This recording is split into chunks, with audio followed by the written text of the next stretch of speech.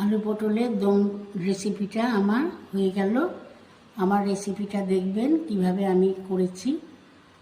রেসিপিটা দেখে কমেন্ট বক্সে আমাকে জানাবেন কীরকম হয়েছে। আমার চ্যানেলটাকে আপনারা সাবস্ক্রাইব করে দেবেন, শেয়ার কমেন্ট করে দেবেন। ঝর্ণার রান্নাঘরে স্বাগতম। আজকে আমি বানাবো আলু পটলের দম। পেঁচে গেল, এবার আলুগুলো দিয়ে দিলাম।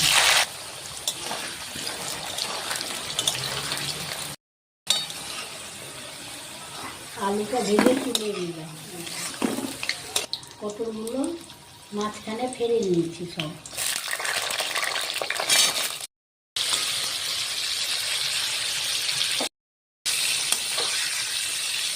দেখুন পটলগুলো লাল লাল হয়ে ভাজা হয়ে গেছে। এবার আমি তুলে দিলাম পটলগুলোকে।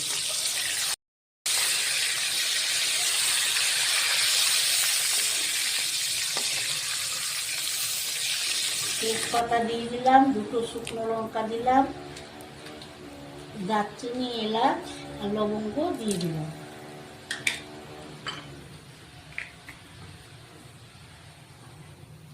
কালো জিরা ফোড়ন দিলাম। এইবার আদা বাটা দিয়ে দিলাম,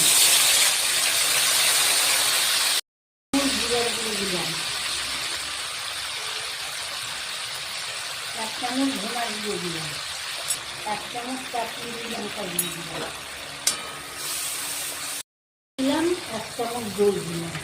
এবার আলু পটলগুলো দিয়ে দিলাম, জল দিয়ে দিলাম, 1 চামচ মতো হলুদ দিয়ে দিলাম।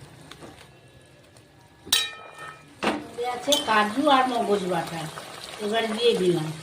গরম মশলা দিয়ে দিলাম, চামচ ঘি দিয়ে দিলাম। দমটা হয়ে গেল, এবার আমি নামিয়ে নিলাম।